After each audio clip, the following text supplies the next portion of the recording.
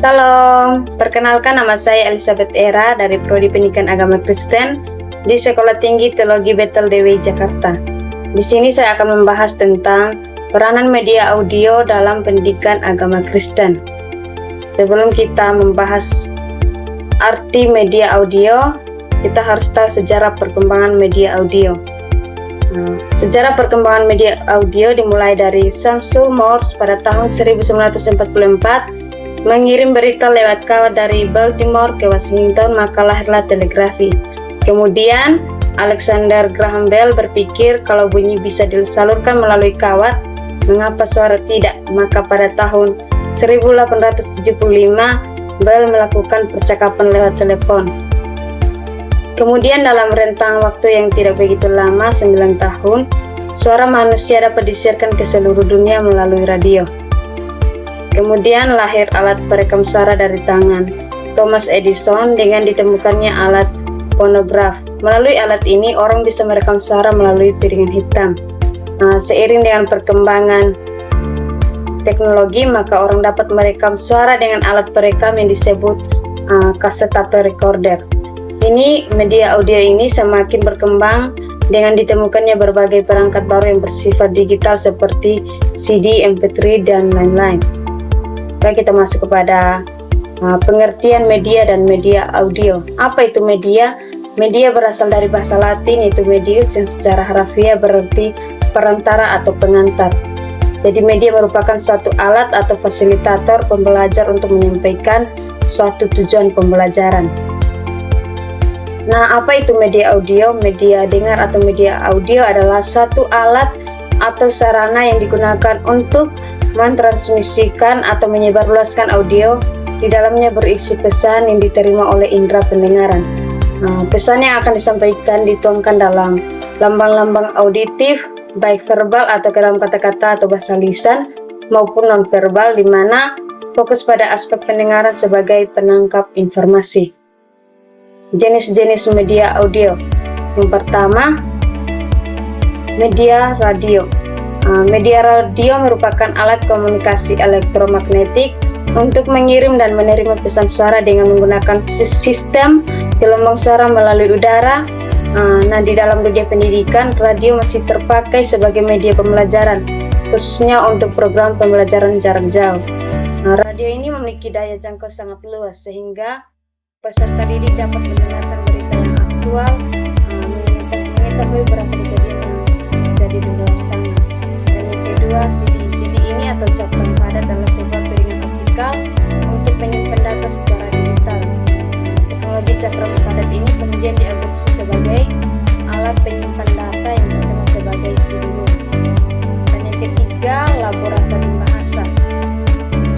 Laboratorium bahasa adalah suatu ruangan yang di dalamnya terdapat alat untuk melatih peserta didik dalam mendengar berbicara dalam bahasa asing. Kemudian laboratorium bahasa ini menyajikan materi pelajaran yang sudah disiapkan sebelumnya dengan menggunakan alat perekam, kemudian diperdengarkan kepada peserta didik. Yang keempat, alat perekam pita magnetik. Alat perekam pita magnetik ini atau kaset ini adalah media yang menyajikan pesan melalui proses perekaman kaset audio. Selanjutnya, tujuan pembelajaran media audio. Tujuan pembelajaran media audio ada 3. Yang pertama, tujuan kognitif. Tujuan kognitif ini audio dapat digunakan untuk mengajar pengenalan kembali dan penggunaan rangsang audio yang sangat relevan. Dan yang kedua, tujuan psikomotorik. Tujuan psikomotorik ini di mana program audio ini dapat digunakan untuk mengajar keterampilan verbal peserta didik. Dan yang ketiga, tujuan afektif. Tujuan afektif ini suara mungkin dapat diciptakan oleh musik latar, efek suara, ataupun suara narator yang efektif.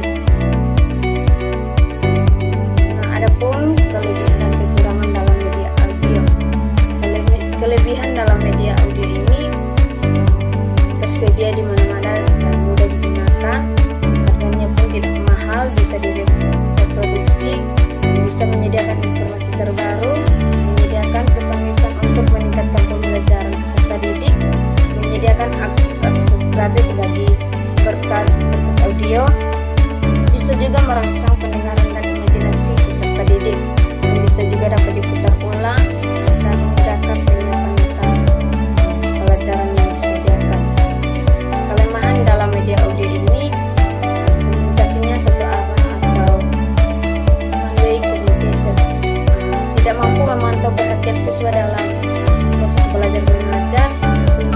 kesulitannya dalam mengatur kecepatan media audio juga, dan komentarnya yang sangat kaku dalam proses belajar mengajar dan sulit dalam menentukan segmen dan cenderung menimbulkan pendengaran cipta.